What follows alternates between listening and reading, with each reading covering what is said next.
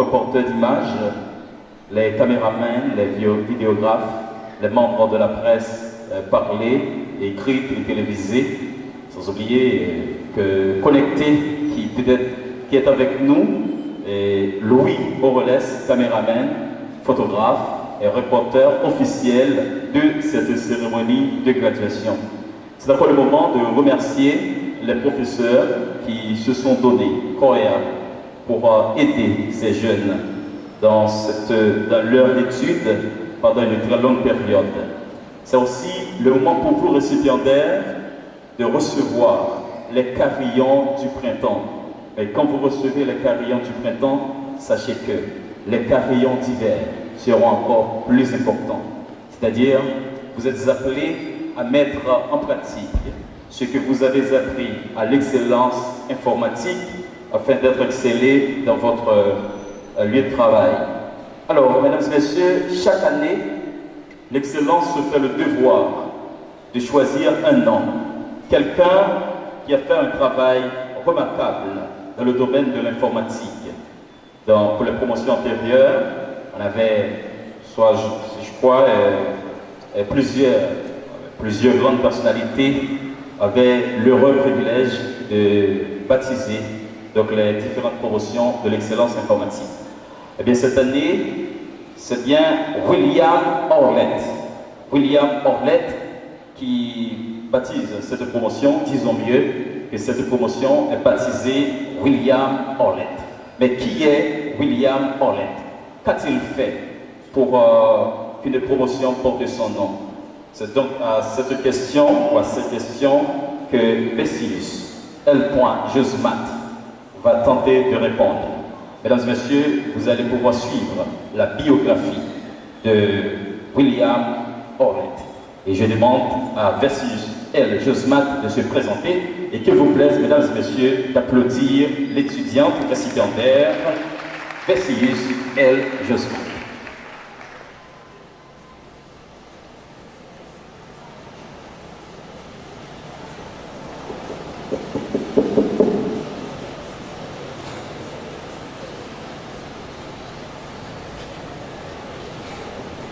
Mesdames et messieurs, bonjour.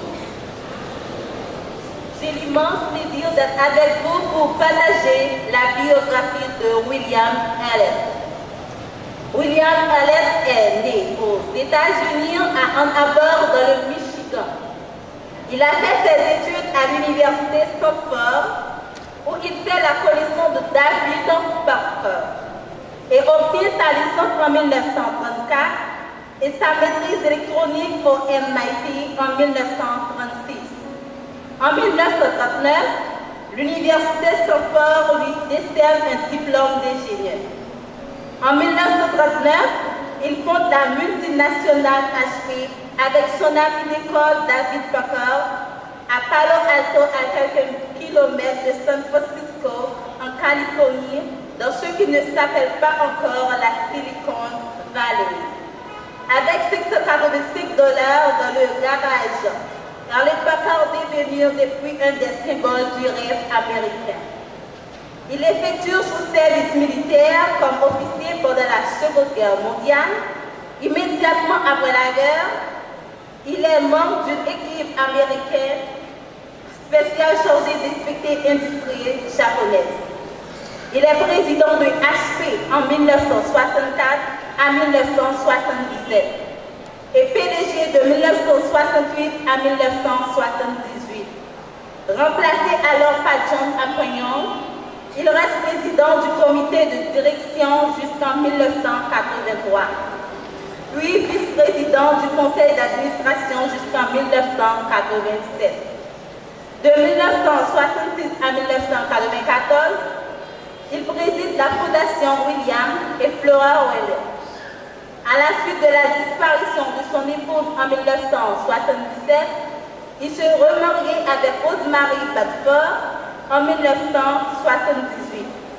Enfin, il a cessé de regarder le soleil le 12 janvier 2001 à l'âge de 87 ans à Palo Alto, Californie. Merci. Merci. La récipiendaire Vessius L. Josmat pour nous avoir présenté la biographie de William Orlett. Chaque fois que j'ai la chance d'être maître de cérémonie de graduation, j'ai toujours invité les récipiendaires à marcher sur les brisées de celui qui baptise la promotion. C'est pourquoi encore aujourd'hui, je vais respecter la tradition et je vous invite, chers récipiendaires, à marcher sur les traces de William Orlett. Peut-être un jour, dans l'avenir, dans le futur, le des promotions de l'excellence portera votre nom. Alors, comme vous le savez, à l'excellence informatique, il y a toujours de grandes surprises. Et comme vous pouvez le remarquer, il y a place de la chorale de la promotion. Et c'est le moment de faire chanter la chorale. Et je vais demander au talentueux maestro de bien vouloir coordonner cette partie. Là, on va chevaucher l'hymne de l'excellence. On va chevaucher l'hymne de l'excellence. Ouais, on se rappelle l'année dernière, il avait charmé tout le monde par son talent. Et encore cette année, il est là pour faire chanter, pour faire danser le public.